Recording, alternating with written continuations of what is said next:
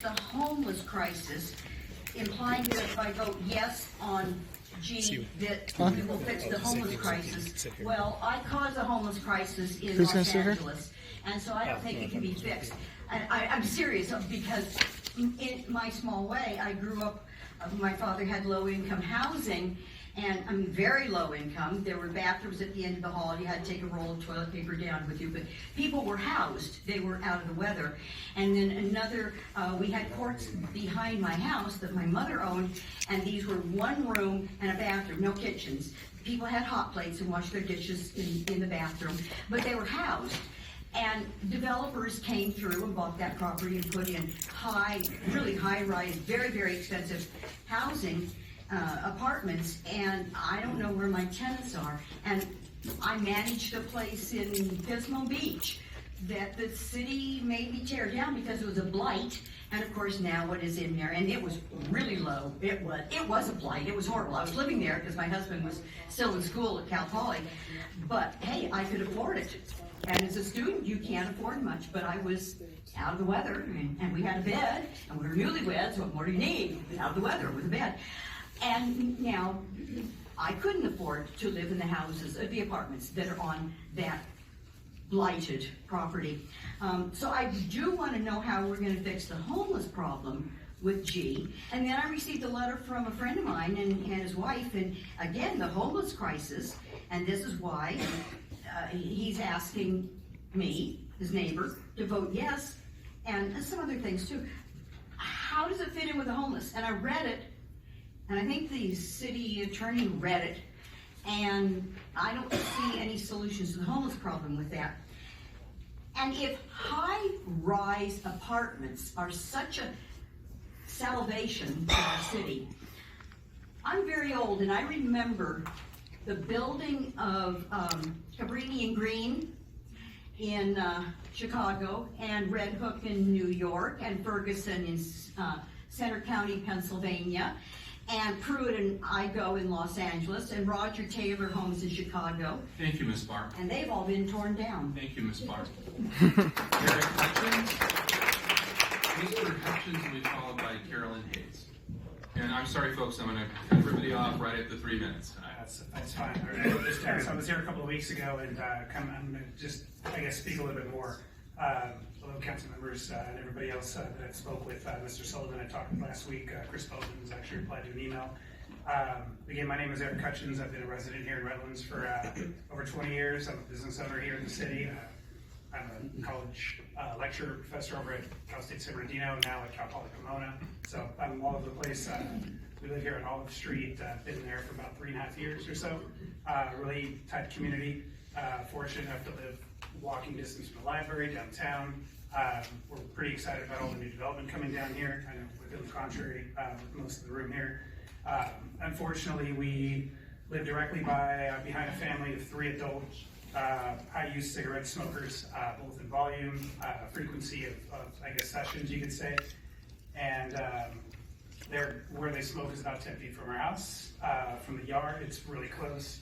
At the most recent city council meeting, I kind of explained what was happening, and we weren't really asking for anything other than trying to find a way to move towards amending the city code to declare cigarette tobacco smoke to be a nuisance. The city council, just like the state of California and the county of San Bernardino and pretty much every other city, uses the same preface of, tobacco smoke, what it causes. Secondhand smoke it's what the top 5 causes of death are from tobacco smoke and the like. So I've asked my neighbors to stop smoking, or hey, could you help us out? Could you not do this when we're back here? And in turn, they increase their level of smoke. On top of that, they call the police because I'm harassing them, because I'm asking questions. The police come, they stand, they talk, they say there's nothing we can do about either side because what I'm doing is not a nuisance, what they're doing is not considered to be a nuisance. The most recent visit out of the 6 or 7 that the police have come over, Corporal John Marquez said, hey, I get it, why don't you try installing a fan? So I put 2 in. So in turn, they put giant pieces of plywood on the fence to block, so now I have no protection back there. Just recently we were back there playing table tennis, and and they came home. I said, hey, we're back here with my kids, and they have some friends over. Did you not smoke? And they went right up against the fence, blowing smoke through the fence, over the fence. Wow. That we were using to clean up, and blowing it. Meanwhile, they're videotaping or on their phone, and so there's no discussion. And that same day, I was actually going back and forth with another police officer of, could you escort me over there? I'd like to speak with them. Maybe we could figure something out. And that's when that happened. Basically, there was nothing else. Cities like Dublin, California, I think, I forget what the other city is, but I know Dublin actually has found it to be a nuisance, and they've actually declared it to be a public nuisance. Thank you, Mr. Hutch. I appreciate your time. Thank you. Thank you, sir. Ms. Hayes? Ms. Hayes will be followed by Mario Salcido. Council members, I'm here to address Measure G. There are a lot of problems with this measure, but specifically, I would like to address the issue of parking. I come downtown a lot. I look for places to park. Sometimes I have to park a couple blocks away from where I need to go. That's not very pleasant. I think it's a deterrent to people who are attempting to use the downtown Redlands area. As it is now with the development, the Redlands Mall will go away. We're currently using it for parking. A lot of the business owners use it. Shoppers, people like me. Market night is extremely crowded.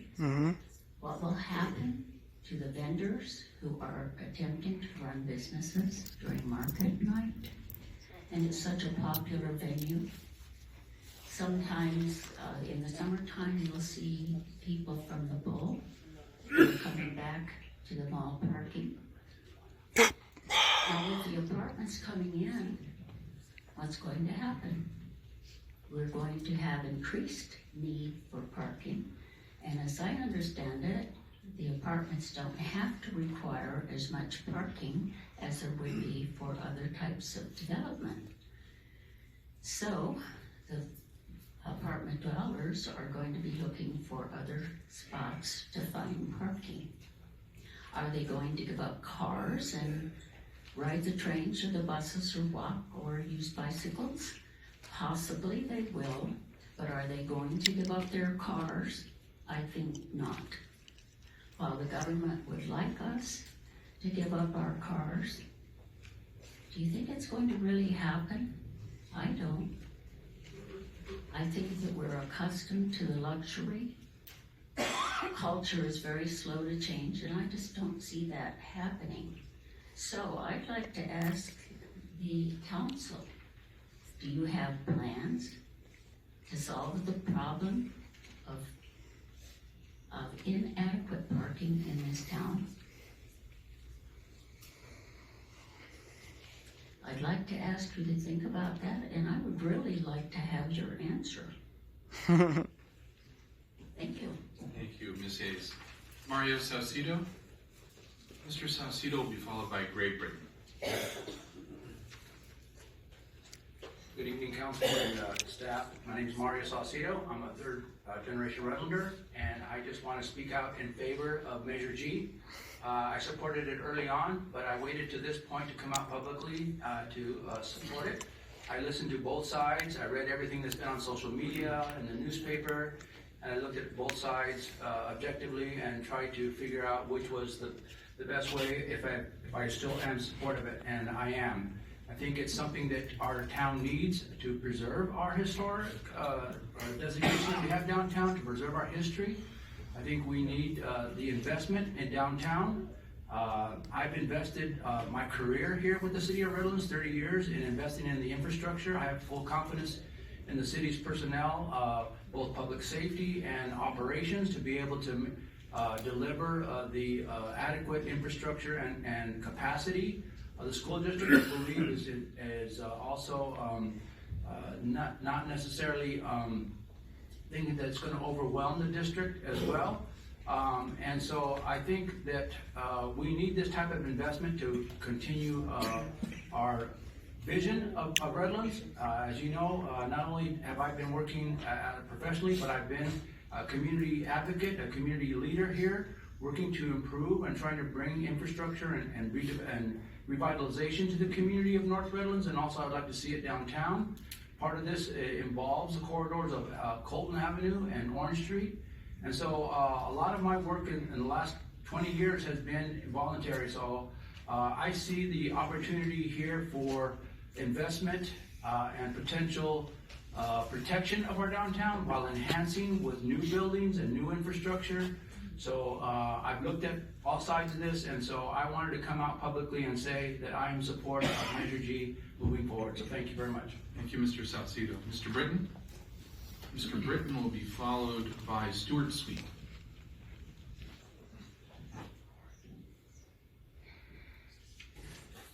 Here's Redlands for sale to out-of-town developers. And if you act now before March 3rd, for a sum of only $86,500. And that is a sum that out-of-town developers from Orange County and San Diego have contributed to the Pro Measure G campaign. We did find one small contribution from someone in Redlands, but that's all out-of-town developers.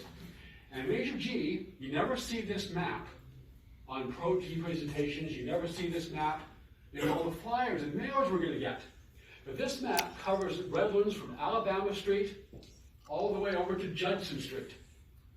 That's the area for which Measure G gives this council and all future city councils a blank check to build unlimited height and unlimited density stack and pack apartments anywhere and everywhere in that area, including in the residential areas near the university. And don't believe necessarily the slick mailers from the developers, or even the Redlands residents who are opposing Measure G. Let's listen to what the Redlands City Attorney's impartial analysis has to say, and I can't get through all of it in 3 minutes, but you will find all of it in your sample ballots. And I encourage everyone to read the nice bullet points. First point.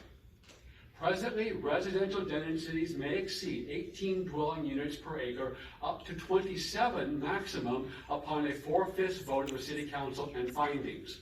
Approval of Measure G eliminates the vote and findings requirement, i.e. unlimited density. The next page.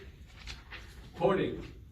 Presently, residential buildings exceeding 2 stories or 35 feet in height are prohibited except on 4/5 vote of City Council with findings. Approval of Measure G eliminates the general plan height requirement. Again, unlimited height if Measure G passes. Quote, presently street intersections with traffic level service of C must maintain that level of service.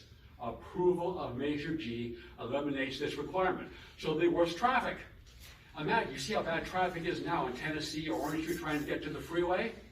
Now imagine there are thousands of new apartment dwellers trying to do the same thing. Quoting, presently, certain development projects must prepare a social economic cost-benefit study for approval, and approval of Measure G eliminates this requirement. So the developers can get whatever they want. It's not going to eliminate crime. It's not going to eliminate homelessness. They can do them all now under present law, and even if they couldn't, the mall does not go from Alabama Street to Judson Street, Measure G. Thank you, Mr. Britton. Mr. Sweet will be followed by Dennis Bell.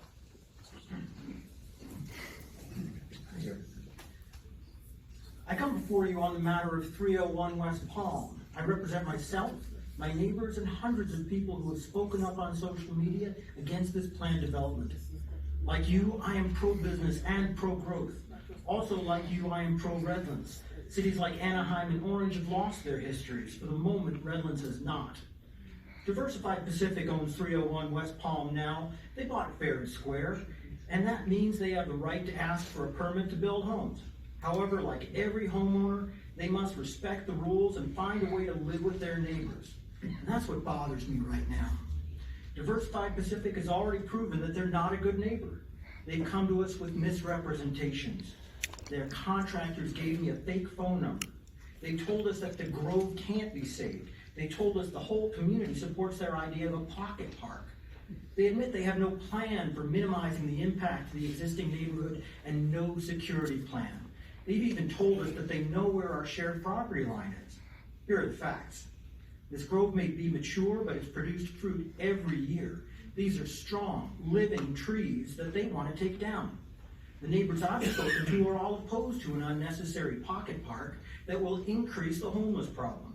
And Diversified Pacific has filed no survey paperwork with the city, even as they try to get their neighbors to sign away the rights to their own trees. But you know Diversified Pacific. You've had dealings with them. You know they didn't listen when you told them to disclose the airport location to new homeowners. You know they may have pending litigation against the city. And tonight, Diversified Pacific is asking you to sign off on a flawed agreement.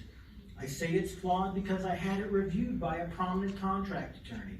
She said it contains small but exploitable omissions. I've sent Mayor Foster this information through the city website. Please do not accept this agreement tonight until the city's attorneys have amended it. Tonight I ask you to take action on behalf of the citizens of Redlands. Make sure Diversified Pacific keeps that grove watered until final plans are approved. Make sure you don't destroy historic stone walls. Don't let them build a pocket park. Diversified Pacific bought that property for a very fair price. They can still make a fair profit by building half as many homes and still keep them single story. They can ring the entire subdivision with historic citrus and original stone walls. They can stop pressuring their neighbors to remove healthy trees from their own properties. And you can make them do this and preserve Redlands history. Thank you for your time.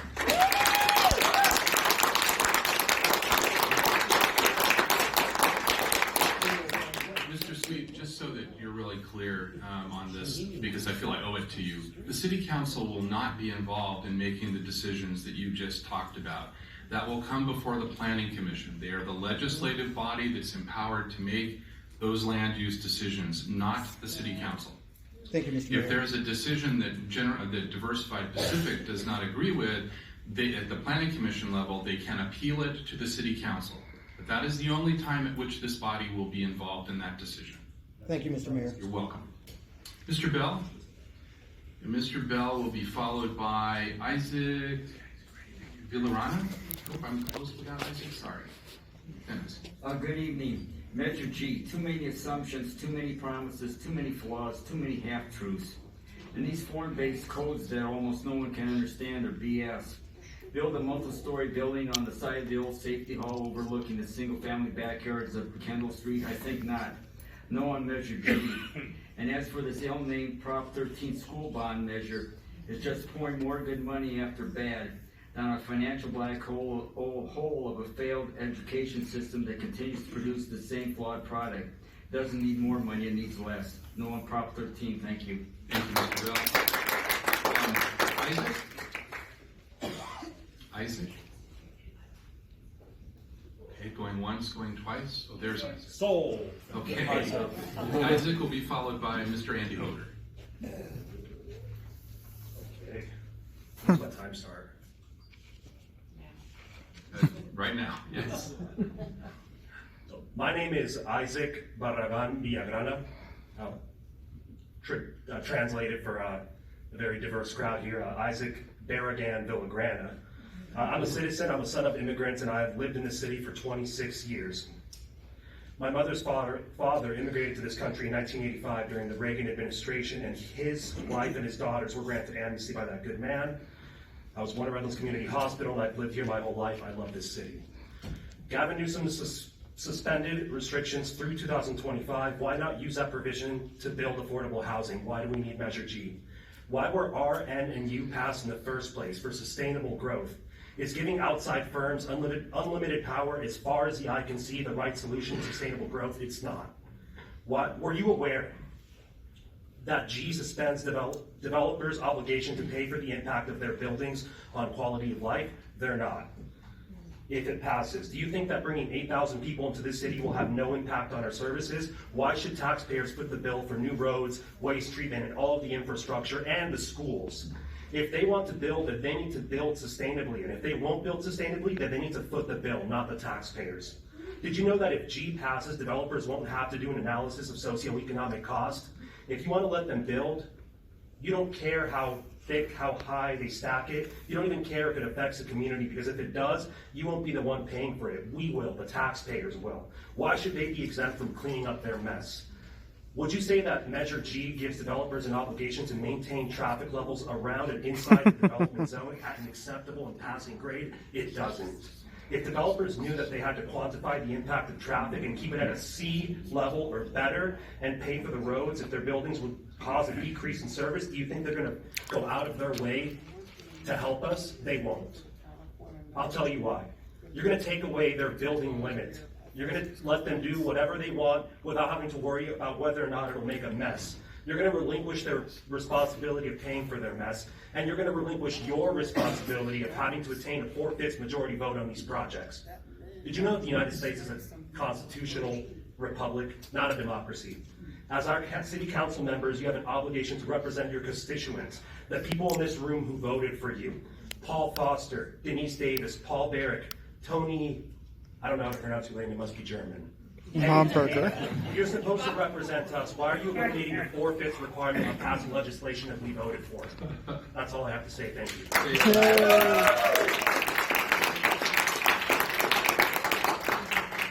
Andy Voter will be followed by Bill Cunningham.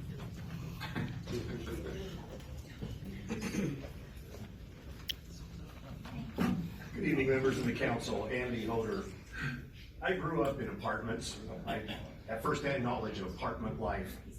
And all the years that we lived in apartments, my family couldn't wait until there would be some way that we could get out of the apartment and get into some kind of a single-family home, no matter how modest or how small.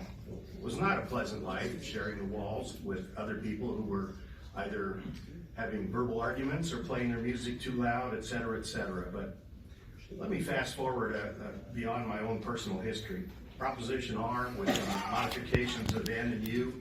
It's been 20-some years since you modified the provisions of Prop R, and in that time, this city has seen remarkable growth.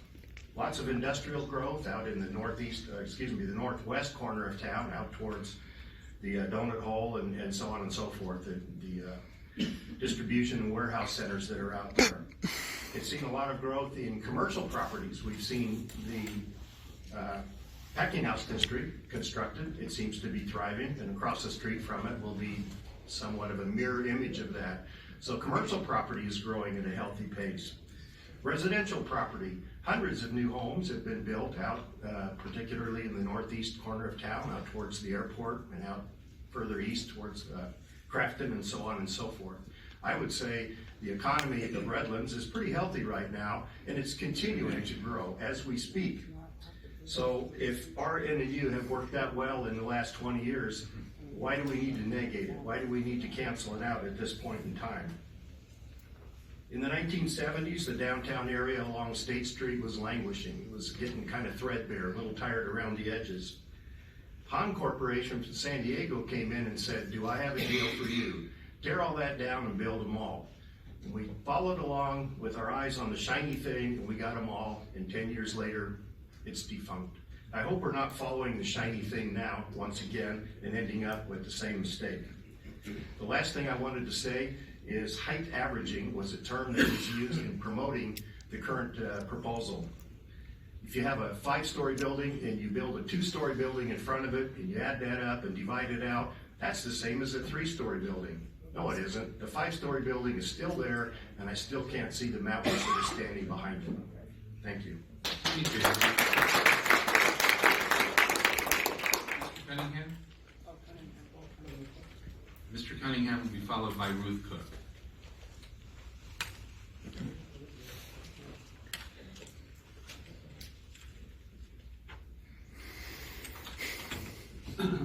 I'd just like to clarify 2 points of controversy. One has to do with whether or not the mall can be built with or without G. I have with me the original copy of Measure U, which I was a principal author. And I'll confess, the exemptions in here, I'm sorry that I put in. But one of the exemptions was that I get it correctly here. Development directly related to proposed Metrolink station in the city of Redlands, including those at the University of Redlands, is exempt.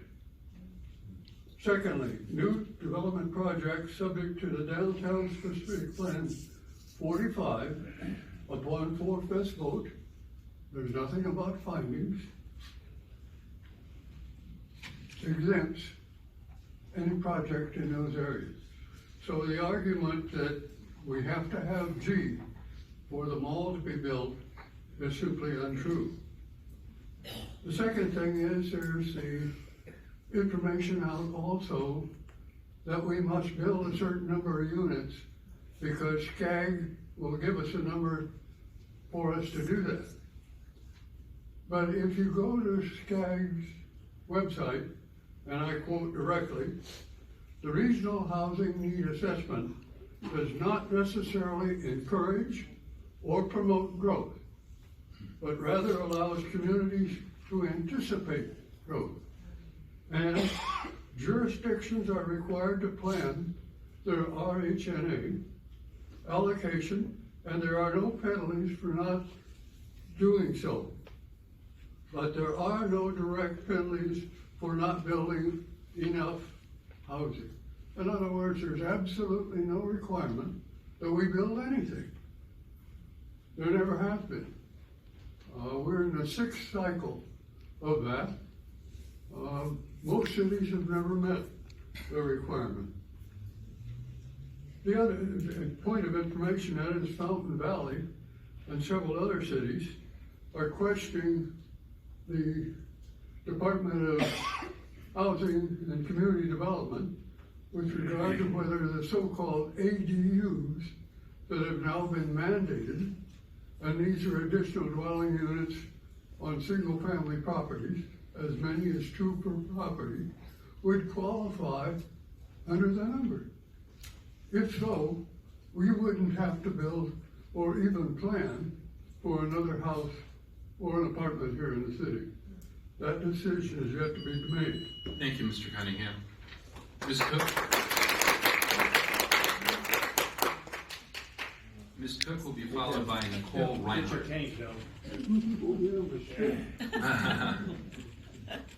Well, you worked real well when I was doing. As a longtime resident of downtown Redlands, a place I love and care for, I have 3 points to make about why I support Measure G.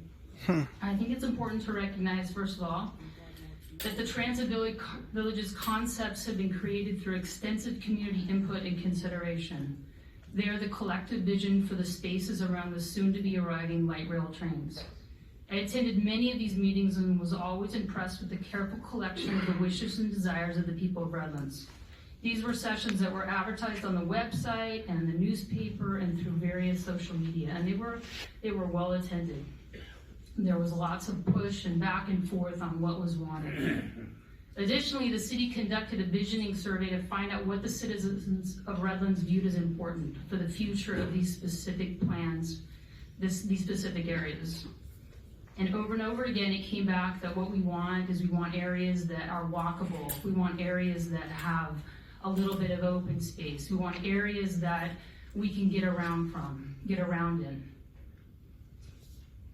And these specific plans help promote that. If you look at them, they're well done, they're well designed, and they look good. So that leads to point 2. Much of the opposition to Measure G is being driven by fear and flawed information. Even with the passage of Measure G, we as citizens will still have a voice in what is ultimately built in these areas. As a member of the Planning Commission for 8 years, I know the power of a strong collective voice in shaping and determining projects. There was never any time I remember that a project with huge opposition didn't have modifications or compromise or changes to it that ultimately resulted in a stronger project. These specific plans just allow for the possibility that the collective vision can be realized, but it will still be critical that we as citizens provide the input to ensure that the design and quality of these areas represent the unique and special aspects of Redlands that we all love.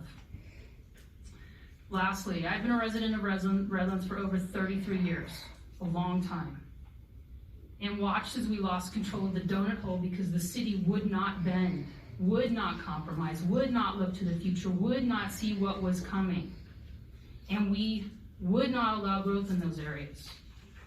And so we have no control over them. They were built and anything can go out there. There's no collective vision about what's out there. It's piecemeal. There's no specific plans. Where the traffic impacts us, we don't get a say in it. And most important, or at least as important, we lost the tax base from it. And we get a portion of it back, but the largest portion we lost because we would not compromise and see the future coming to us. Thank you, Ms. Cook. Appreciate it. Ms. Reinhardt will be followed by Ron Kenyatta. I hope I'm pronouncing that correct. Good evening.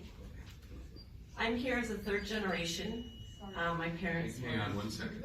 Thank you. Third generation, my parents were homesteaders here. And I'm coming here tonight in opposition to Measure G, not because I'm against the transit village or the train. It's more so in the massiveness of this project and some questions I had after researching both sides. I think the one major concern I have is that the opponents on the other side have given half-truths, such as Measure G will only redevelop the mall, which in reality we know that we can redevelop it. It would provide us with maybe more of a challenge of what that would look like, but it can be redeveloped and it's not associated with Measure G. The other claim is in regards to what's going on with our state. Yes, we do definitely have changes coming that we need to consider for every town around us and what that looks like from Gavin Newsom's legislation. However, we do have options to create a plan that might not be as invasive or as aggressive as this one is when approaching change within our town of the type that we have here in Redlands. Other concern I have is that the developers are coming from outside in the Orange County area, and we're aware of how Orange County has changed with their special interests coming into a very unique setting as we have here in Redlands, California. They don't have the investment in anything that happens after that project's made. They're exempt. And that, as a taxpayer and as a citizen, I'm very concerned of the fact that they get to build and they get to leave, and we get to clean up. Also, my other one is in the approval. I'm a big believer in checks and balances, and I just really feel that if we eliminate, whether it's this 5% or this 10% or 100%, but specifically our 5%, that if we take away any sort of restrictions or checks and balances, not only for this city council, but down the road, what does that do in terms of keeping us all in check and not having special interests or other groups come in and what their vision is, exempting us from our right as our citizens to state our vision. So I think those are my main concerns. Again, it's not so much about the progression. Do I like seeing all the orange trees in town go down? Absolutely not. My father and my grandfather were people in the orange business. That's a given. But this type of project is extremely big and huge and invasive, and our police and everything is exempted from these people with big pockets. And we really need to know more to make something like this be successful. Thank you. Thank you,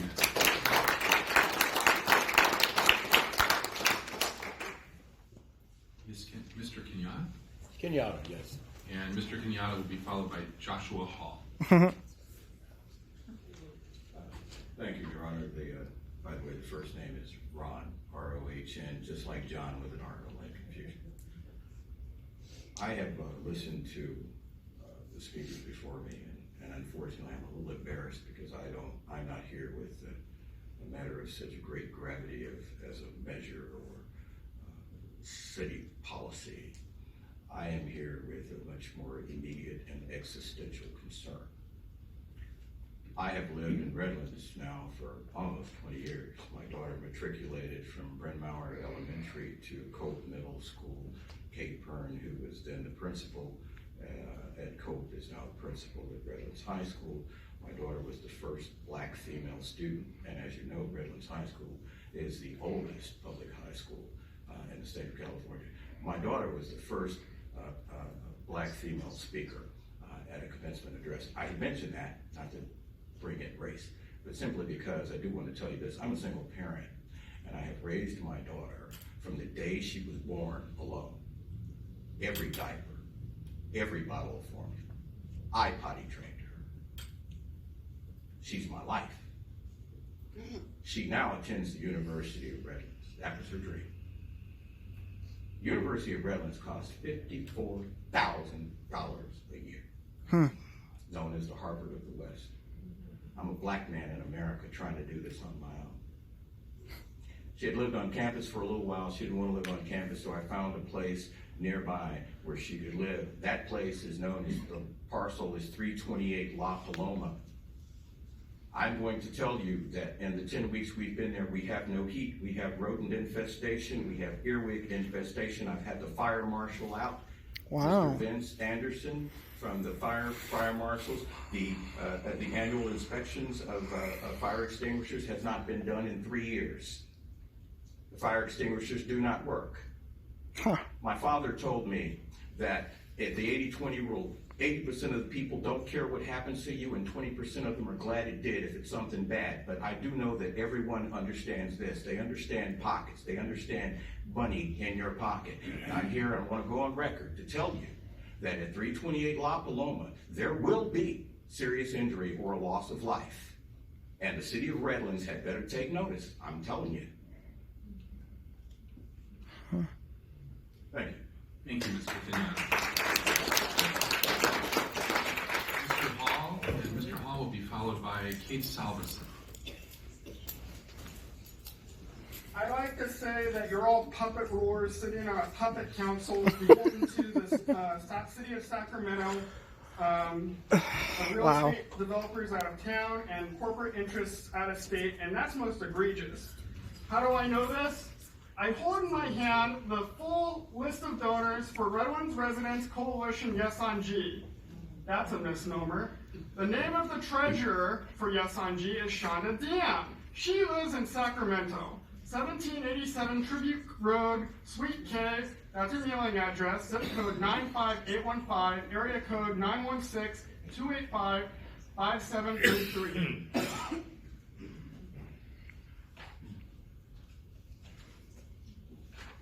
Okay, the first payment for Measure G, as far as I know, goes back to the 1st of January 18th, 2020. Village Partners Ventures LLC, 4340 Von Carmen Avenue, Suite 14, Newport Beach, California, 92660, $20,000.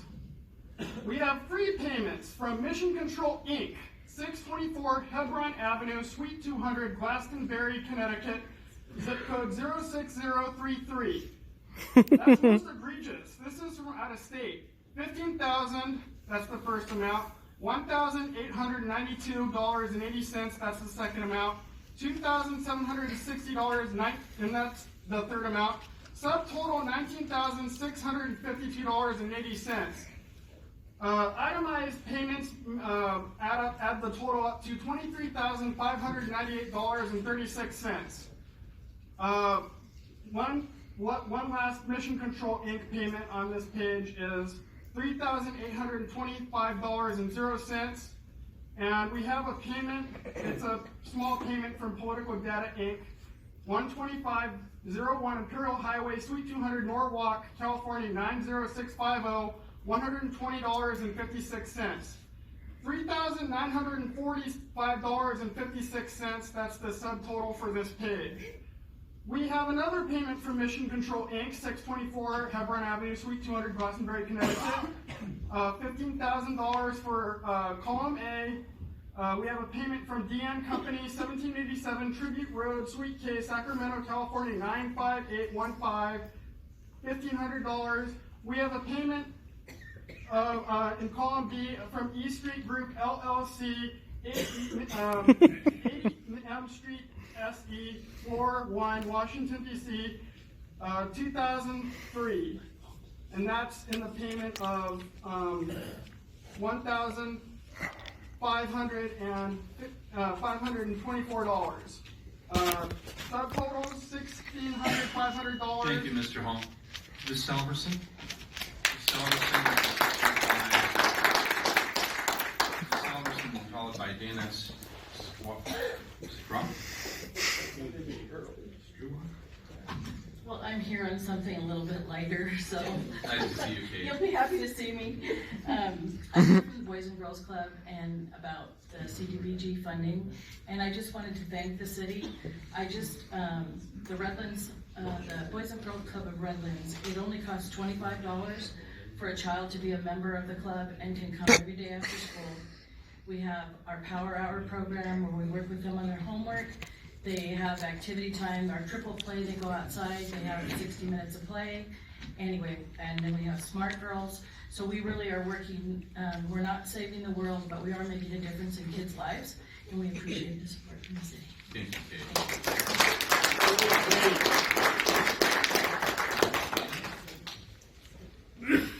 And Dana will be followed by Dr. Samwa. Strump. Thank you, Ms. Strump.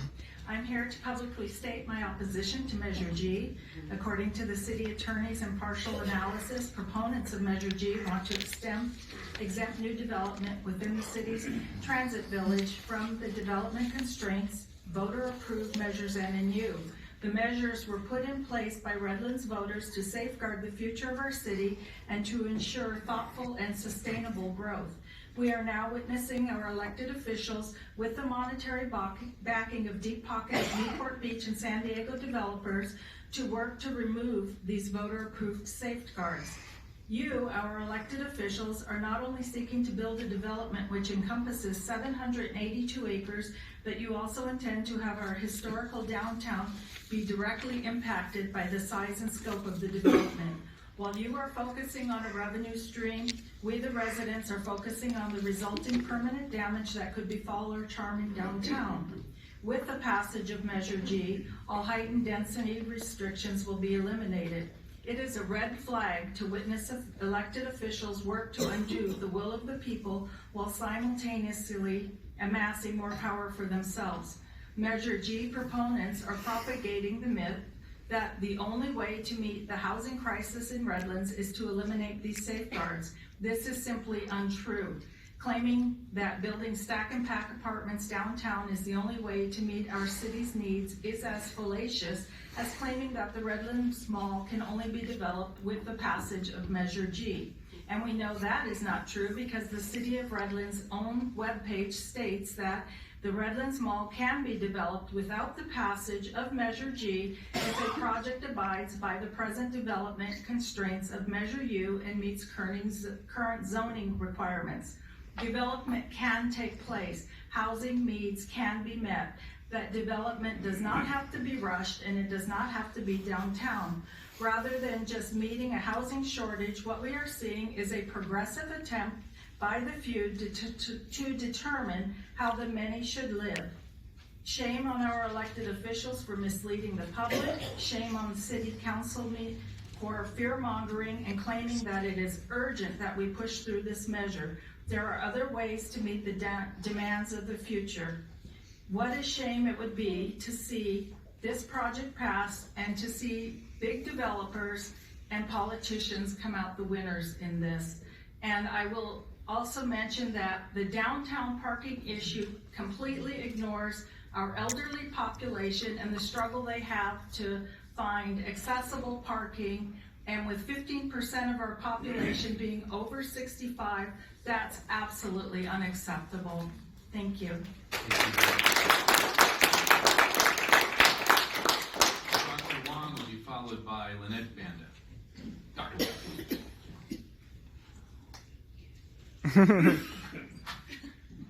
Mr. Tejeda, thank you for espousing diversity, inclusiveness, and tolerance. Bull. Where the heck is Chinatown? Oriental Street, all gone. All gone. We don't have that. We just have Oriental Street. That's it. if we actually want to have diversity, we want to have older people, people with disabilities, veterans who do not like, a lot of our veterans do not like crowds. And Chinese, by the way. Okay, then you say, take the train, go to Monterey Park. I'm not gonna bring my chow mein all the way back from Monterey Park. So let's get rid of diversity. Let's get rid of inclusiveness. Let's get rid of tolerance then. We don't have Chinatown. The only Chinatown we have here is that little counter over there that we have there. And sometimes it's flipped upside down incorrectly. Someone on this council said this back in January 2017. They, Brixton Capital, are very excited about coming to Redlands. That's in the context of the city selling the parking lot around the mall for $1.9 million.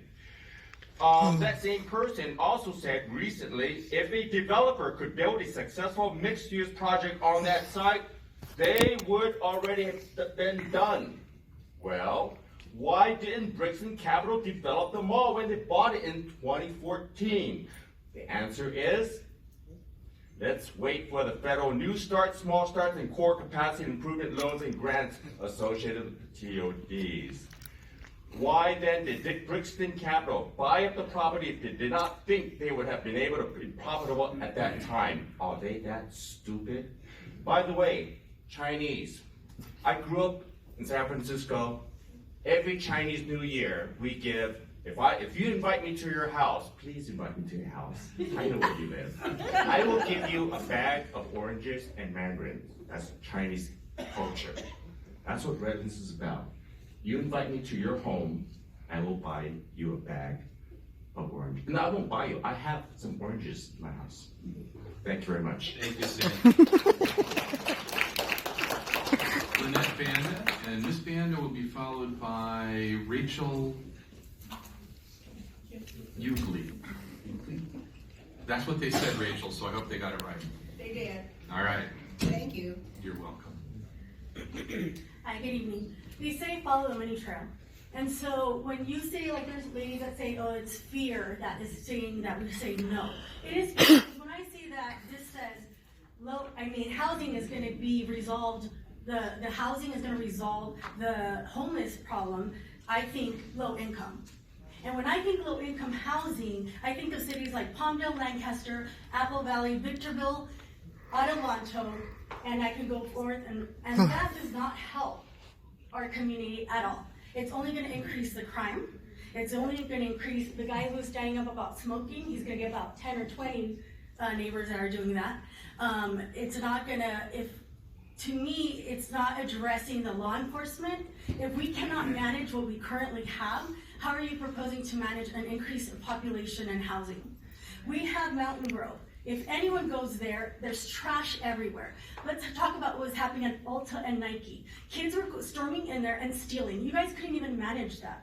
But yet you're gonna manage an increase of people and low income. Anyone that works with homeless people know that it's not that there's a lack of housing, because they get vouchers, they get money coming from my taxes. So why should I've worked hard, my parents were immigrants, they came here for a better life, and I've worked hard to live in Redlands. My property taxes keep going up every year so that I can live in a place where I feel unsafe. That doesn't even make sense to me. And you guys are talking about new development. You guys can't even handle the current development. There's so many places, any street we drive down, there's trash and there's empty buildings. You can't even handle the empty buildings now. Why are you gonna build more? I just want to know how you're going to manage that. And you say you want to keep the integrity of Redlands. Well, the integrity of Redlands was always a small city feel. And you guys, and the trees, where's Save the Trees? You guys don't even talk about that. Because the only thing that right now matters is whatever gifts and stuff you guys are getting. So I hope the steak dinners and the golf courses and the spa days really, pay it off. But I really want to say that another thing is you guys are trying to say that it's going to increase our economy.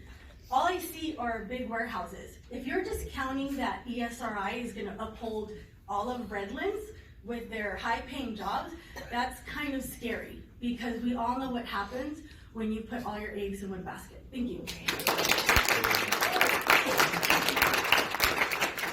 the audience knows, I'm not allowed, nor my colleagues, to make comments about what you're saying, whether we believe them to be true or not.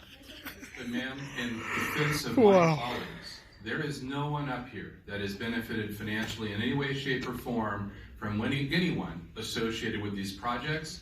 And for you to infer that is insulting to all of us and demeaning to you. It's insulting to me. Okay, Miss Bandy, you're done. Rachel, you may proceed. Thank you. And city council members, I lived in Redlands and raised my son when we had the one high school.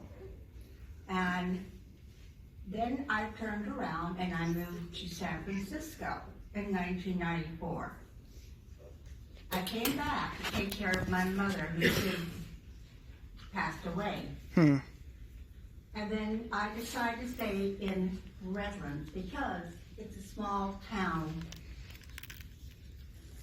university in the city, and everybody was friendly and the city was kept up.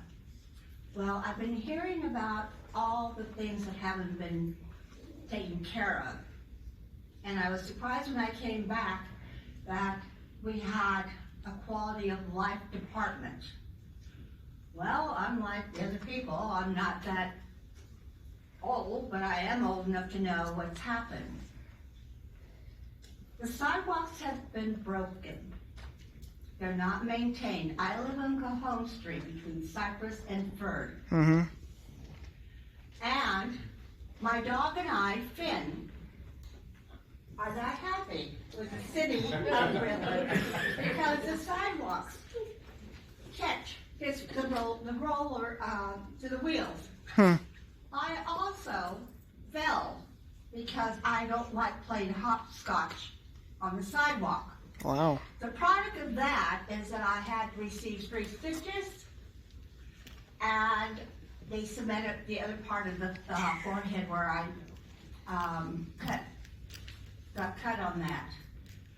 I don't need anything else. They're pretty vain, so it really bothers me that I can't have that taken care of as it is. That's not quality of life. I live on Cajon Street. To avoid Redlands Boulevard, I hear every night the fire department, the ambulances, and the traffic.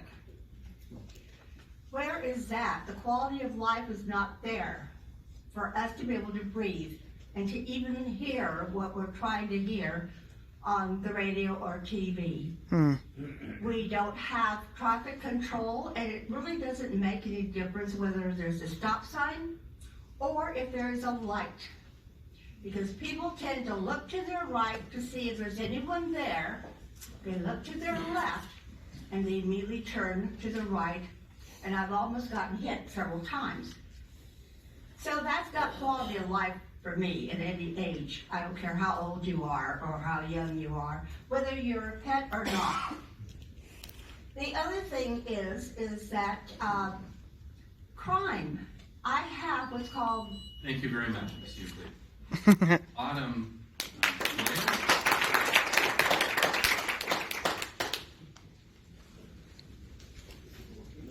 Autumn, how do I pronounce your last name? It's Liar. Liar. Thank you, Miss. Hello. As a concerned resident of Redlands, I wanted to tell you I am opposed to Measure G.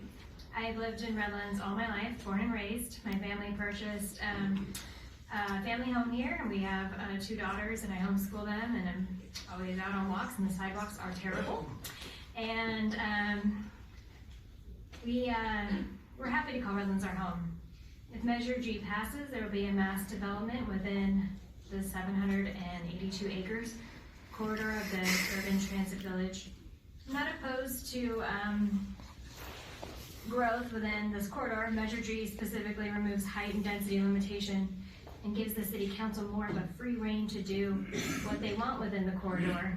So with a plan for the stack and pack apartments, I just see that it's going to bring a lot more congestion, more crime, less parking downtown. My mom has a hard time even getting her hair appointment without having to go move her car because there's only the 2-hour parking and she needs 2.5. So it's really hard already. But anyway, yes, please work on the things that we already have. Let's see here. While the wealthy San Diego and Newport Beach developers backing Measure G have no real vested interest in preserving Redlands' historical charm and quality of life, we who live and work here understand the treasure that Redlands is a privilege to be here and live here. And while local government sees a profitable revenue stream as a result of Measure G, there is more to life than money. Redlands provides an oasis of Americana, a thriving cultural life, historical preservation, and relevance. To see it replaced with an urgency to build these high-density stack and pack apartments, retail shops, and train stations without regard for the diminished lifestyle, it would bring certainly guarantees that our little city, this little jewel of the Inland Empire, will be threatened. The natural result of Measure G's passage would see the loss of historical relevance and charm, only to be replaced by this just terrible big urban sprawl that confines of a narrow swath of land. This is not what we want for Redlands. We seek to value and preserve the gift of what we've been given, unrestrained power to grow the city at a rapid rate, benefits wealthy developers, and we are the ones left to clean up the mess. And so along with many of my neighbors and a lot of business owners that actually feel quite uncomfortable coming here today to show their faces because they feel like they have to stay neutral, I just want to say that, you know, there's a lot of us that do care about this small town, and let's keep it in a small town feel. Thank you. Thank you all very much. We'll move on to the consent calendar at this time. There are none pulled for public comment. Do I hear a motion to approve? It's been moved by Councilmember Tejeda, seconded by Councilmember Barrett. All those in favor? Aye. Any opposed? Motion carries unanimously. Moving on then to communications. The first item of business is the discussion and possible action relating to the formation of and appointments to a budget subcommittee for the fiscal year 2020-21. My recommendation is to appoint Mayor Pro Tem Davis and City Treasurer Dawes to that committee, and I would make the following motion. I move to approve the formation of a budget subcommittee for the fiscal year 2020-21 budget preparation process, which will automatically dissolve without further action by the City Council upon the Council's approval of the 2020-21 city budget. And two, I further move to appoint Mayor Paul Foster, Mayor Pro Tem Denise Davis, and City Treasurer Robert Dawes to serve on the fiscal year 2020-21 budget subcommittee. It's been moved and seconded by Councilmember Tejeda. All those in favor? Any opposed? Motion carries unanimously. Moving on then to the next item of business. Is the appointment of an alternate to the 2020 Southern California Association of Governments Regional Conference and General Assembly. And I would like to move to designate Councilmember Paul Barrett to serve as the alternate for the 2020 Southern California Association of Governments General Assembly meeting. Second. It's been moved and seconded then by Councilmember Tejeda. All those in favor? Aye. Any opposed? The motion carries unanimously. Now, you're welcome. Now, at this time, we have a presentation of the annual report from the Redlands Police Community Foundation by its president, Stan Weiser. Chief Catron, did you have anything you wanted to add before Mr. Weiser presents? No, just happy they're here and they're doing a great job. And we're happy you're here because we'd love to hear from you. And I'm happy I'm here too. Where'd the audience go? Well, Stan, everybody said you know how to clear a room. You know. So we're going to use the screen and you can school it. Thank you. I am here with Judy Cannon and Don Farragut, and also members of the board of Redlands Police Community Foundation. So Mayor Foster, thank you. Ladies and gentlemen of the council, thank you. Mr. Duggan, good to see you here, and congratulations. I'm happy for all of us. And of course, the Chief Patron. And I've been wanting to say this almost all my life. Good evening, Mr. and Mrs. America, and all the ships in sea. Anyway, thank you for the opportunity to present to you the Redlands Police Community Foundation, the 2019 annual report. And as it's quite clear that I'm here to present it, as I said, with Judy and working with Donna. And we also have other board members here in the audience, and Chris Martin and Jim Steller are here. Thank you guys for being here for us. But Stan, did you only invite the ladies up front and left the Yes. guys out in the audience? That's what he's doing. Anyway, speaking on behalf of the board, it's been a real honor for all of us to work with the Redlands Police Department. The support and the guidance that we've received from the chief and the department has really been invaluable in our new organization, our new foundation. And now would also be a good time to say thanks to Shay Miller and to Brenda Boone, members of the chief's staff. And so thank you, Shay, and thank you, Brenda. Our board is really quite an exceptional board. We have some examples of it here. We come from all different neighborhoods here in town and from all different walks of life. The board members are committed to our mission and they're engaged in our efforts. And so with all that being said, I'm going to turn it over to Donna and to Judy to continue with the presentation. All right, we want to report on what's been going on this year. But first of all, since our first donation in October 2017, RPCF has given almost $200,000 back to the community. And we're excited about that. If you look at the statistics, you can see that a little over half has gone to support police department programs. A third has gone to police department and community youth programs, and 8% has gone to crime prevention. We have one of our main programs is the Citizen Volunteer Program, and we're happy to have Jim here, who is one of our founding fathers. So we're excited. He's a great asset to our group. It's been in existence for 30 years now. It's open to volunteers who are 18 years and older and who can complete the training and then commit to give 16 hours of service a month. What do they do to assist the police department? They do vacation house checks, they do parking lot surveillance and traffic control, and they assist the police department with 32 major special events in the city.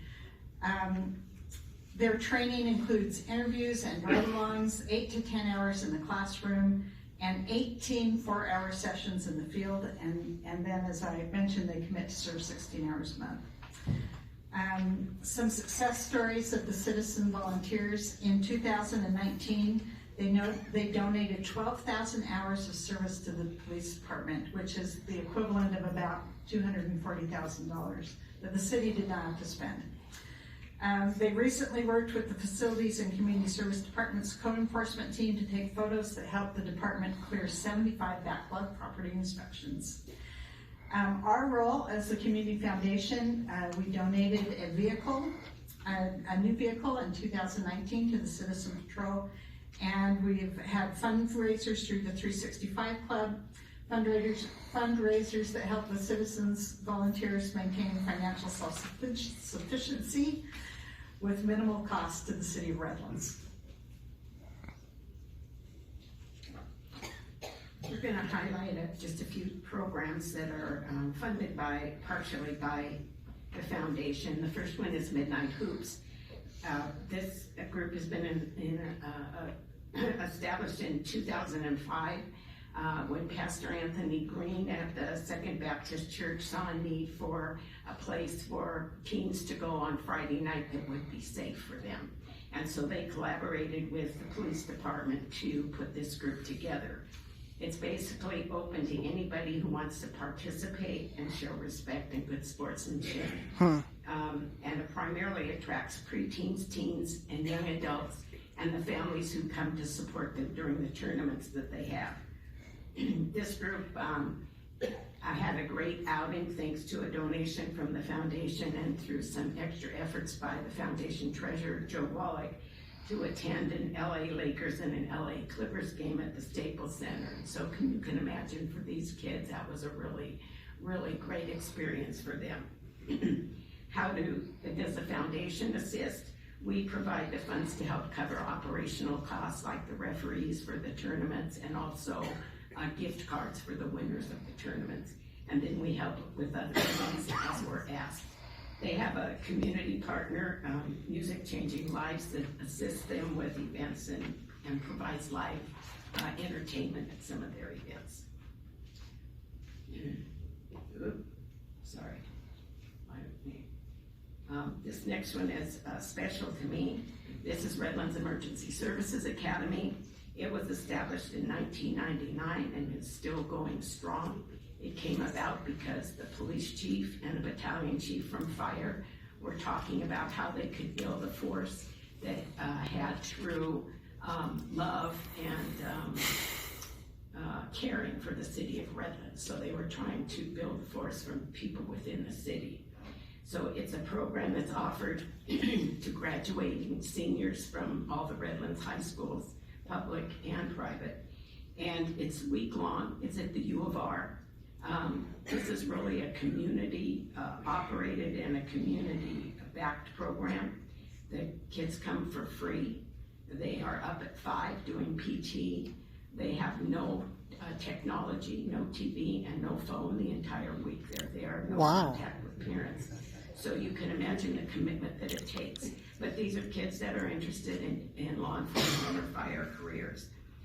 There's an application process, an interview process. They write an essay, so it's not just anybody gets in, because they're limited to 20 or 24 kids. Community partners are a big item here, and they're listed up there. I'm not going to read all of them, but I will tell you that we have restaurants in the city who, for the full time of this program, have been providing lunches to the staff and students that are in the academy. So it's really well sponsored by the community. Dorms at U of R are free. They give us a break on the cost for lunch and dinner.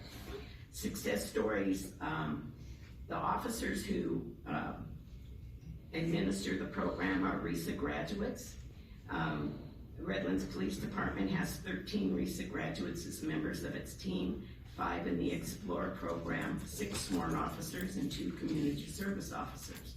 The Fire Department has 9 RESA graduates as full-time firefighter paramedics and 7 fire explorers. So we're building that force. And there are many graduates from this program as far as success stories go who are in fire departments and police departments and other areas of not only the state but the country, and also many of them working for U.S. Forest Service. The Street Smart Self-Defense Program was founded in 2008 by Officer Alex Perez with the purpose of providing students with a safe after-school program that also promoted self-defense, which encompasses courtesy, justice, perseverance, self-control, and a fighting spirit. And it also promotes leadership and self-confidence.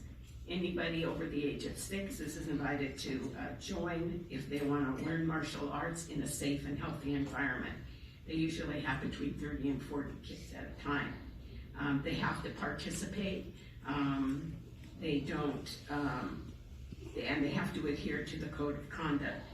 Their special activities are pizza parties, so that sounds like a good idea. And the foundation provides for equipment, uniforms, training mats, and pizza parties. As far as success stories, program graduates have gone on to become a chiropractic doctor, members of the United States Armed Forces. There's a law student currently at UCLA and a student at UCR majoring in counseling, and that came about in choosing that major. She did it after she taught martial arts to some of the younger kids and felt that calling. So these are great programs, and the foundation is certainly happy to support them. So lots of facts and statistics, but now we want to tell you the story. And one of the things that I love about Redlands is how groups come together to make a difference. And I think this story will illustrate that. A young man named Noah Ozeda was a homeless teen who found assistance and guidance at Youth Hope. And I think you're all familiar with Youth Hope. One of Noah's mentors there was one of the RPCF directors, Chris Martin, who really should be telling this story and not me. And he also connected with Pastor Anthony Green, who has already been mentioned, who runs the Midnight Hoops program. and he started playing basketball on Friday nights with the teens. With that group, he went on that tour, or that trip to see the Lakers play, and on that trip he was befriended by a police officer, Officer Williamson, who shared some stories about his own youth and his own experiences growing up and his decision to become a police officer. And then around that time, Youth Hope and the police department helped Noah to apply for the Explorer program, and he was accepted. In the Explorer program, he met Officer Shahabi, and Officer Shahabi took him under his wing and became his mentor, and even invited him into his home for Christmas. Last December, Chief Catron presented Noah with the RPD Explorer of the Year Award for his hard work, his dedication, and his determination in the Explorer program. And an example of that is that he had volunteered for one of the events, the fundraising events, charity golf event in Beaumont, and his car broke down, and instead of giving up on that commitment, he took an Uber and got himself there. And he continues to excel in that role. He now attends a community college and is working full-time to try and support himself with some support from Youth Hope. He frequently visits Orangewood High School and tells the students there about his experiences and his achievements. And this almost unbelievable chain of events and all of these groups coming together have led to great changes in Noah's life. And they have included Youth Hope, Redlands Police Community Foundation, Redlands Police Department, and others, and all because of programs that have been funded by the foundation, the Community Foundation. So on behalf of Noah and others who have benefited from community youth programs, we want to thank you for your commitment to ensuring their continuation and supporting the growth that they foster for future generations of Redlands citizens.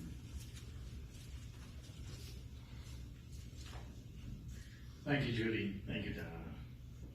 So the foundation has enjoyed success, and it's because of what our community thinks of the Redlands Police Department and the members of the department.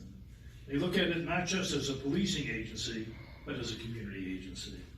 From bottom to top, the men and women of the Redlands Police Department are engaged in every positive way with our neighbors, and our neighbors really appreciate it, and Noah is a perfect example of that. So the remainder of our presentation lists our grateful neighbors, our donors, and we take all donations, $52 to $1,000 and more, and leaving less than $52. And we ask that tonight, if you would be so kind as include the names of our donors in the minutes of this meeting. And lastly, to those in this room, and to those who are watching from afar, if you are a donor, thanks. We really appreciate your generosity. And if you're not a donor yet, we hope that you will consider us in the future as one of the recipients of your kindness. And so, thank you all. Thank you all. Thank you for allowing us to be part of this foundation and for the support that you've given us. Thank you, Stan, and all the members of the board that are here today. The council appreciate the work you do very, very much on behalf of our police department and frankly on behalf of the community as a part of that. Keep up the good work.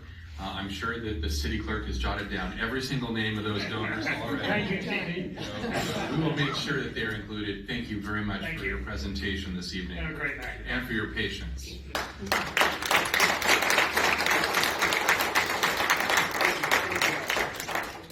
All right, thank you. At this time, we'll move on to a presentation and acceptance of the 2018-19 City of Redlands Comprehensive Annual Financial Report. Management Services and Finance Director Garcia. Thank you, Mayor and members of the council. The CPA firm of I. Bailey LLP served as the city's independent external auditor for the purposes of conducting an audit on the city's financial statements. This evening, city staff and the independent external auditor are pleased to present to the council the 2018-2019 Comprehensive Annual Financial Report for acceptance. The document represents literally hundreds of hours of effort on the part of Finance Division staff and the audit firm staff. With that, I would like to introduce Philip White, Principal of I. Bailey LLP, to present the report.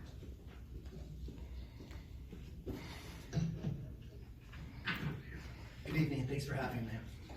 In your packet, you do have the Comprehensive Annual Financial Report for the year ended June 30th, 2019. As Ms. Garcia mentioned, It's probably more in the thousands of hours that it took, but nonetheless, it has been completed and it is included in your packet. My presentation will be brief, but I did want to point out a few things as we go through it. Beginning on page number 119 of your packet. That's the GFOA certificate. The city does participate in the GFOA program, which provides additional information and transparency to the annual financial report. The city's not required to do that. They take that on themselves to provide the readers of the financial statements additional information. And once this document is complete, it gets routed throughout the nation, and there's a number of reviewers that are reviewing this information for inclusion of those items. And each year, the city participates.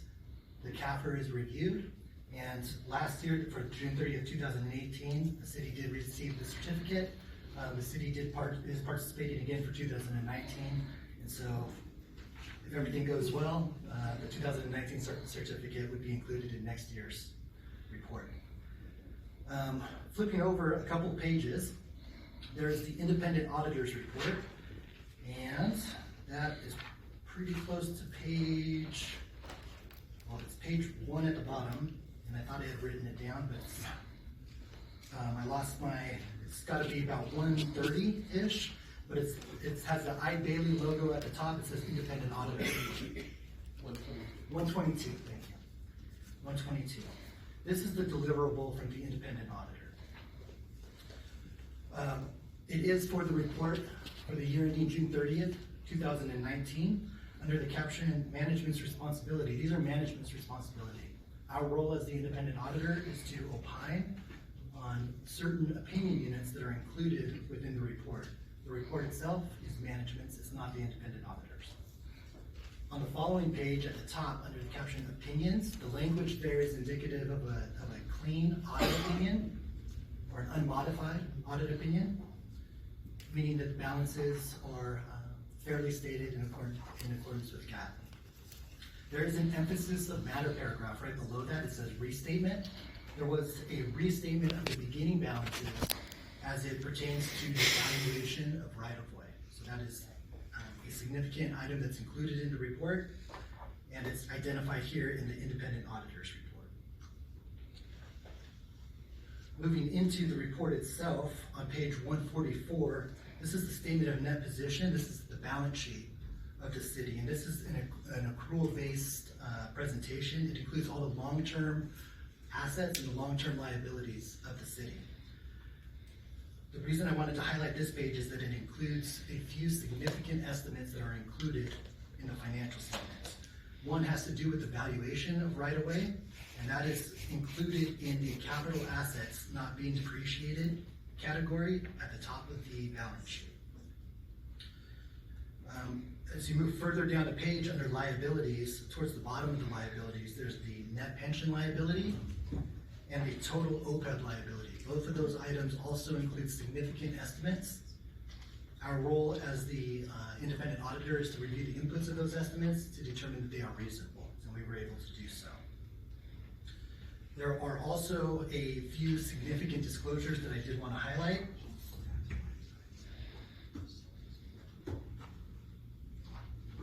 Page 179, note 4, capital assets.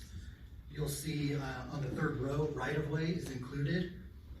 And at the top of that first column, you'll see beginning balance as restated. That does include, those balances that are reported do include the restatement for the right-of-way valuation.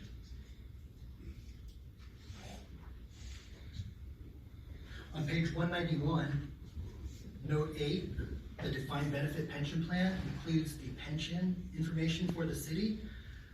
You can see at the top of the footnote that the net pension liability for the two pension plans is estimated at $119 million as of June 30th, 2019.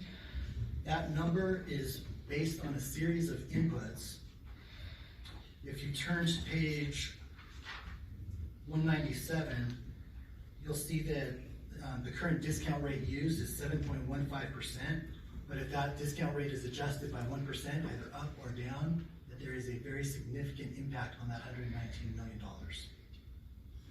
So if the discount rate is increase to 8.15, the liability decreases significantly. If it goes down, if the discount rate goes down, the liability is increased significantly. The following footnote. Can you say that last sentence one more time? Yeah. So the net pension liability is, there's a series of inputs, actuarial assumptions that are used to determine the value of that liability. So based on the assumptions, the way they are, it's $119 million. The discount rate, the way it is now, is 7.15%. If the discount rate, since it's an estimate, was when it actually occurs, is something different, 8.15% or 6.15%, the liability jumps or decreases significantly. So the 119 is based on the estimates, based on the assumptions as they currently stand. But if the discount rate is increased, basically if the plan assets outperform the estimate, the liability would drop. And if the plan assets don't perform up to 7.15%, the liability, the city's liability would jump up to about 175 million rather than 119 million. Okay, on page 198, note 9, that is the OPEB plan, the other post-employment benefits. The liability was changed, the measurement of the liability was changed last year. We talked about that last year. Based on that new way of measuring, that liability is currently measured at 128 million. So there's a significant liability there that's also based on those significant estimates, the inputs. Bill, if I may, can you give both the online page number as well as the hard copy page number? Yes. Thank you. Yes, the hard copy would be very easy. So 198 was the online, page 77 was the hard copy. For that one. Okay. And then for the online, page number 201, and the hard copy, page 80, there is a sensitivity analysis also for the OPEB calculation. So that discount rate is currently 3.62%, and it's measured at 128 million. A 1% increase or decrease in that discount rate would either increase the liability to 152 million or decrease it to 109 million. So again, significant fluctuations based on the discount rate that's applied to that measurement. For OPEB, there's also a sensitivity analysis included for the healthcare cost trend rate. So there's multiple rates that are assumed for that measurement. They go from 7% and they decrease down to 3.84%, but on that table there's also a 1% increase or decrease in what that liability would do if healthcare cost trend rates increased or decreased over the span of the service life of the employees. Again, all of those things go into moving that $128 million significantly as more information is known since there are estimates applied or assumptions applied.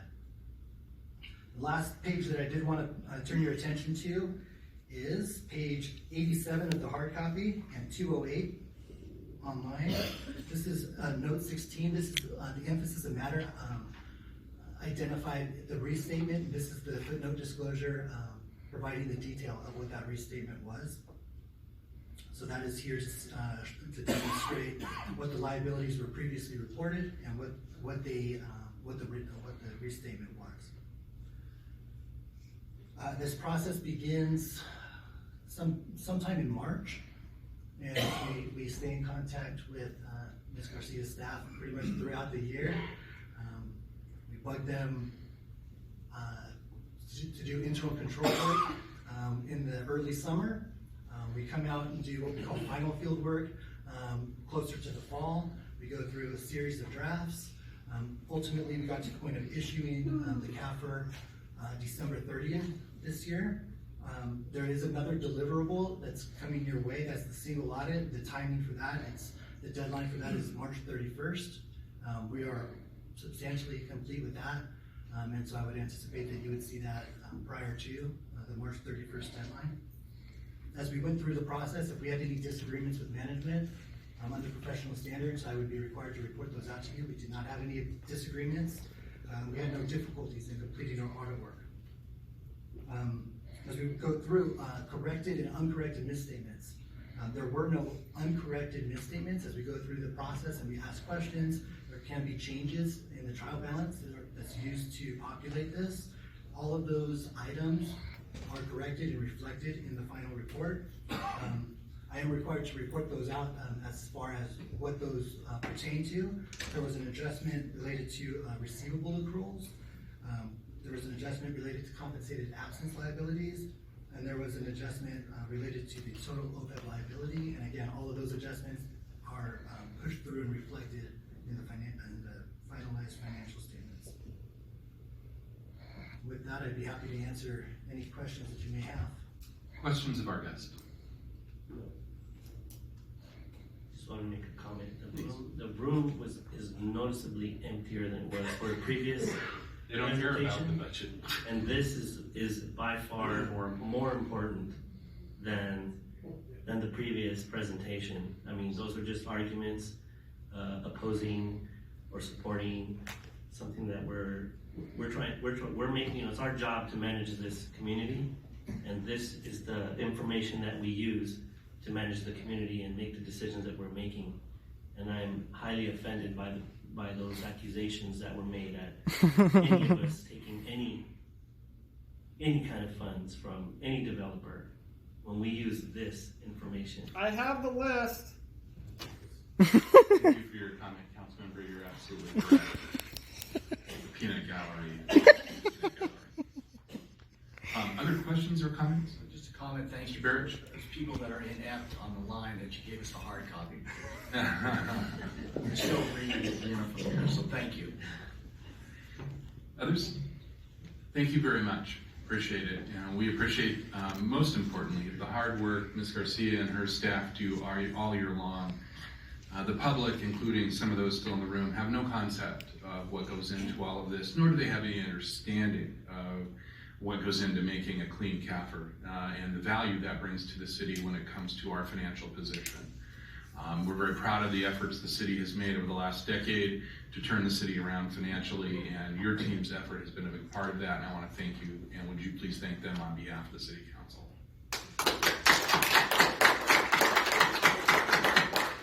Thank you very much, sir. Appreciate it. At this time, I would entertain a motion to... Oh, I see. You didn't point fast enough. Dennis, I gave the Mayor Pro Tem one job to make sure I didn't forget you. She didn't point fast enough. Please come forward, sir.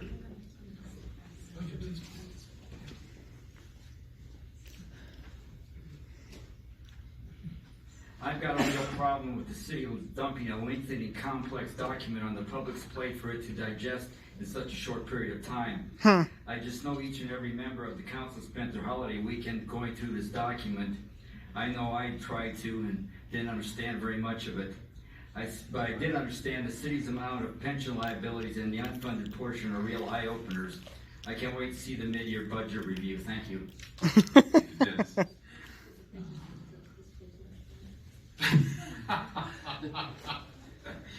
You want to take a little? Yeah. Okay. Well, we have to vote. Yes. Is there a second? Second. Been moved by Councilmember Tejeda, seconded by Mayor Pro Tem Davis. All those in favor? Aye. Any opposed? Motion carries unanimously. At this time, we will move on to new business. We have before us for consideration and possible action related to the fiscal year 2020-2021 Community Development Block Grant CDBG Program. Development Services Director DeSack. Thank you, Mayor. I'm going to invite Janet Miller to come up and present this item.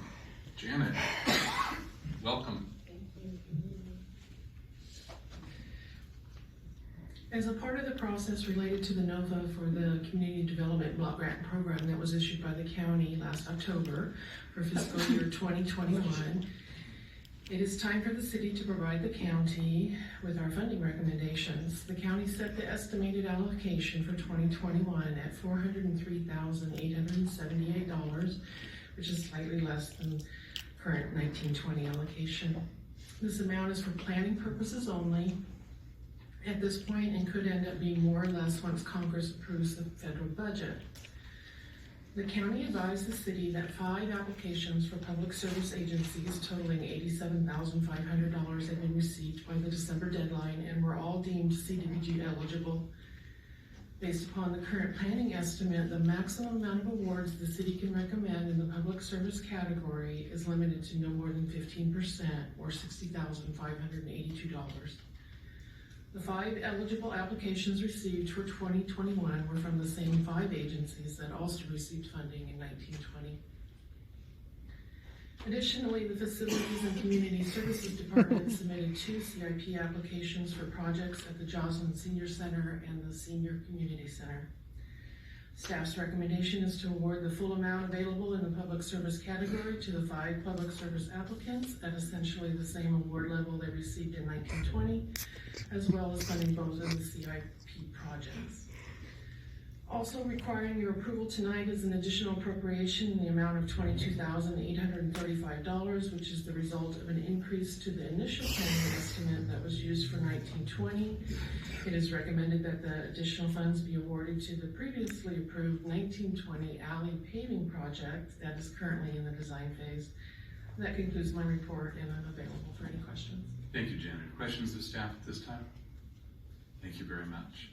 We do have speaker slips on this. The first one is Monique Mears. Ms. Mears? And Ms. Mears will be followed by Paula Salcido. You guys. Nice. I'm usually just one-on-one. I'm a counselor. So I'm a counselor with San Bernardino Sexual Assault Services out here in Redlands and in Yucaipa. I first want to say thank you for last year. With that, we were able to service 356 services. That also includes advocacy work, accompaniment through court, that's through domestic violence, sexual assault, and that is with children with like molestation cases and so on, and not to be Debbie Downer. But with also that is 152 more new survivors and victims in that process. So I just wanted to give you some statistics on what we did last year, and if you guys need any paperwork, let me know, okay? Thank you, Ms. Mayor.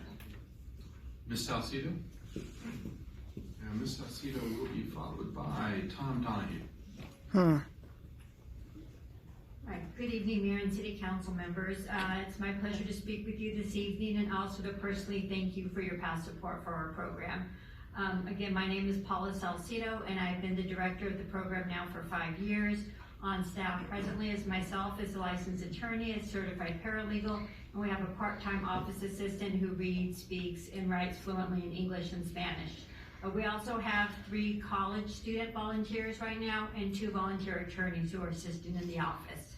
We continue to provide legal services in the area of family law, giving consultations and document preparation. Those include restraining orders, child support, spousal support, child custody, divorce issues, and we also continue to provide legal assistance to both landlords and tenants in the community and assist in probate matters for guardianships, conservatorships, and simple probate matters. With the CBDG funding from July until June, we assisted 209 new clients in the city of Redlands.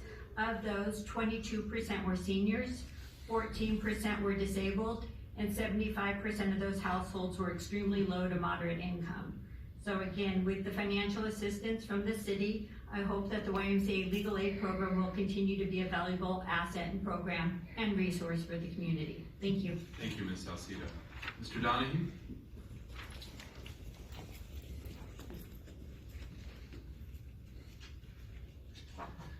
Good evening, Mr. Mayor, city staff, and city council members. My name is Tom Donahue. I'm the program administrator for the Other Family Service Association. Our group is based in Moreno Valley. We've been in existence since 1953. We started as a project for the Junior League in the city of Riverside in family counseling. We now have over 8 different programs, from child development to housing to the program I'm involved with, which is senior nutrition. We provide meals at the Lagonia Senior Center for a congregate lunch, but we also provide home delivered meals to your residents here in the city of Redlands. Part of what you look for when you award CDBG, will the money stay here in the city? The answer to that is 100% yes. We serve the communities based on the needs that you provide. I'm also very glad to see the investment in Joslyn and in the senior centers for improvements to the site, because a good environment will bring people there. But the other big thing that why our program is growing in Redlands is the programming that you and the city staff and community services are putting into those centers. Our numbers are growing, and such so that we are so involved in a breakfast program in Mentone and also Casa del Vista Center. These sites are not funded through your programs here, this Community Development Block Grant. We are serving currently 270 unduplicated seniors and provide over 5,000 meals. But Redlands is a center that draws in other communities, and part of our good challenge is over 40% of the people we serve come from outside the region. We'll serve over 480 unduplicated people through Lagonia and serve over 19,000 meals. So what we provide here, the dollars that you're putting in are being leveraged not only for your residents, but to support regionally. As you know, we're better together where we not only serve for the citizens that we have in our city, but also for the residents that we have within our region and our sphere of influence. We thank you for your past donations in support of our program, and we appreciate the staff's recommendation for you to continue that support. Thank you very much. Sorry for this. All right. Other questions or discussions on this item? Comment, please. Yeah, I mean, it feels good to give this money to these groups, but one of my favorite things about doing this every year is the opportunity for these groups to get up and talk about the good work that they do. And I hope a lot of people are watching from home tonight. Yeah, I just want to echo that and say thank you all for being here and waiting so long to comment. We really appreciate it. It's nice to have something positive. Patience is appreciated.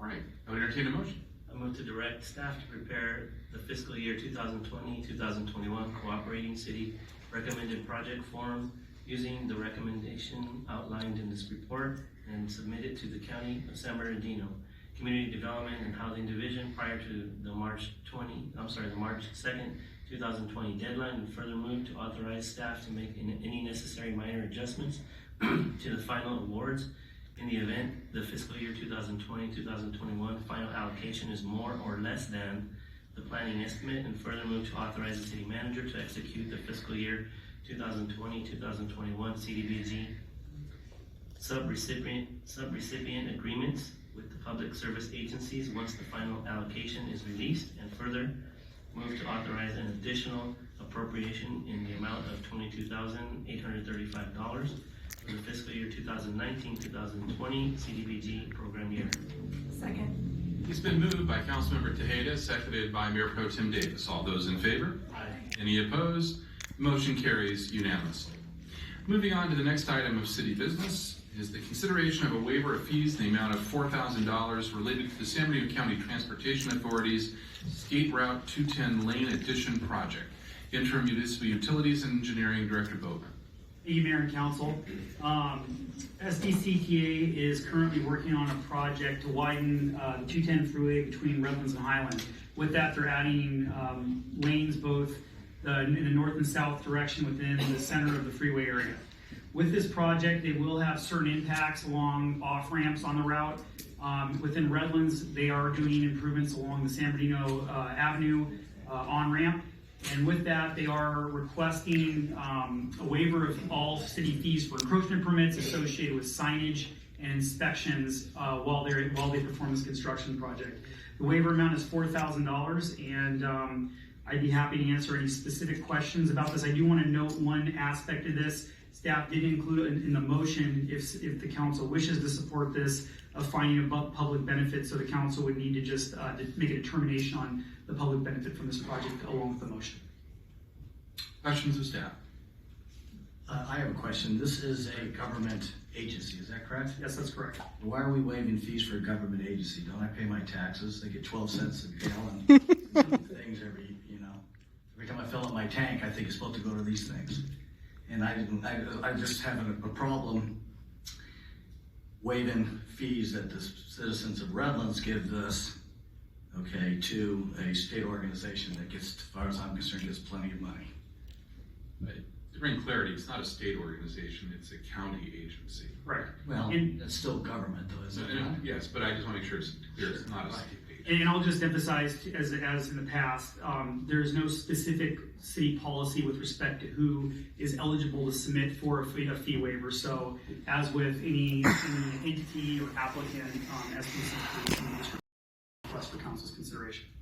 I have another question. I'm sorry. So if we deny this, are they not going to give some signs? Is that the big bottom line? They would just need to pay the encroachment permit fees associated with it. All right, thank you. Yeah. Mr. Cade?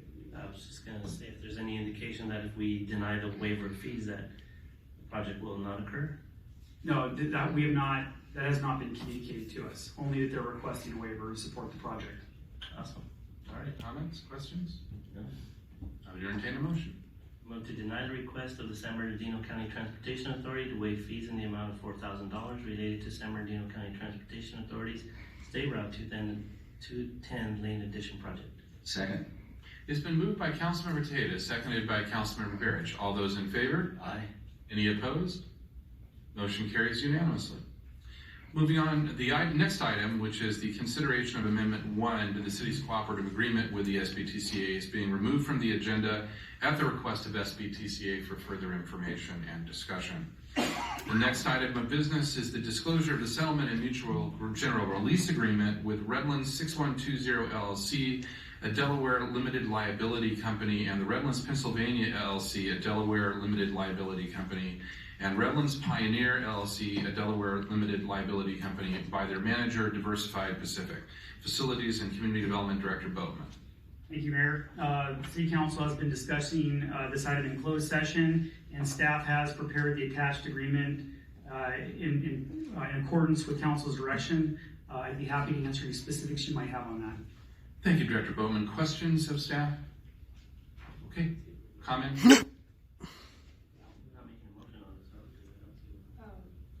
Yeah, there's a recommendation.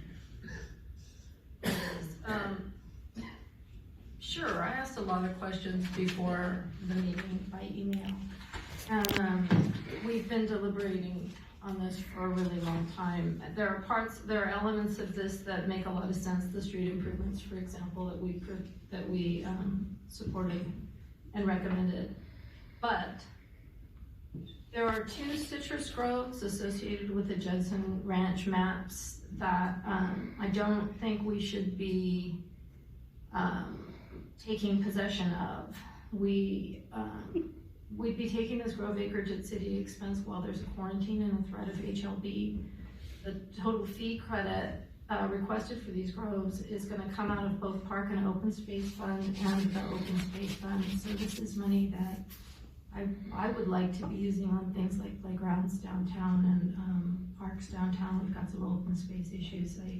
I don't see this as a higher priority as a destination for this money.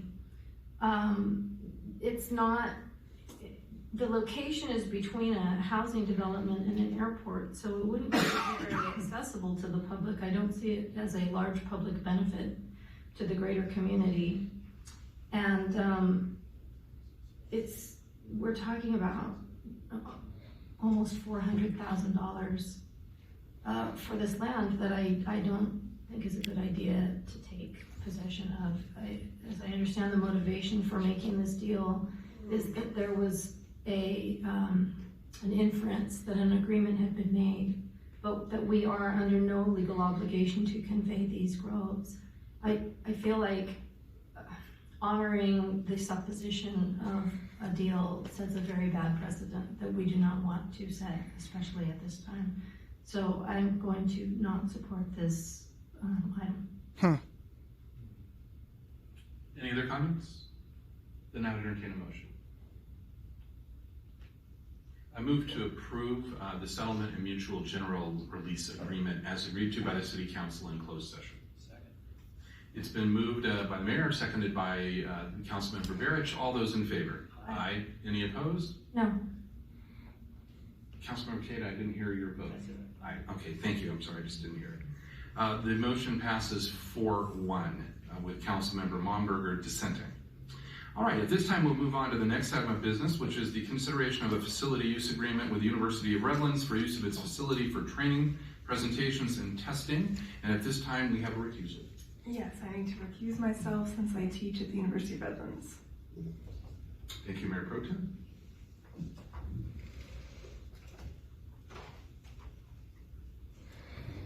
Please, Chief Patron. Yes, Mayor and Council members, this item before you is a ministerial item that we bring every year. As you know, we have serious issues with facilities at our police department, and this is to help rectify that due to a generous offer by the University of Redlands to use their facilities at no fee to us for training purposes and the field for physical agility exams.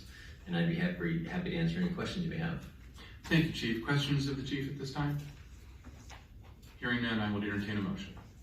Move to authorize the Chief of Police and/or his designee to execute the facility use agreement between the City of Redlands and the University of Redlands for the use of its facilities to conduct training, presentations, and testing during calendar year 2020. I second. It's been moved by Councilmember Tejeda, seconded by Councilmember Momberger. All those in favor? Aye. Any opposed? The motion carries unanimously. Chief, would you please ask the Mayor Pro Tem to return?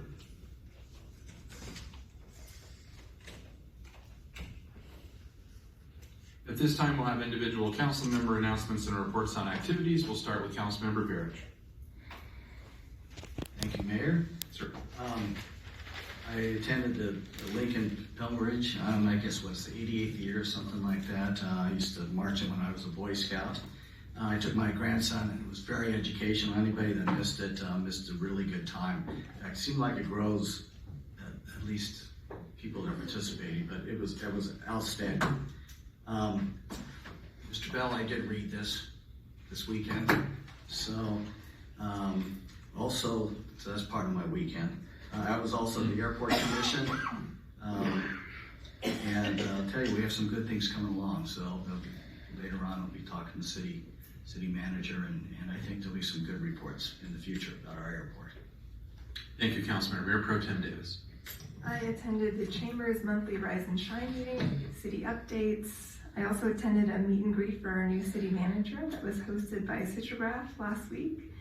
Otherwise, I have been canvassing for Measure G and answering a lot of questions that have come up in person and on social media.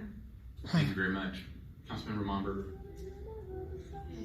The very first meeting of the Central Valley Regional Steering Committee for the Interagency Council on Homelessness was held to vote to elect a delegate voting board, and I was elected to that. I was very proud to begin my service in that capacity, advising for our region how money will be spent on homelessness.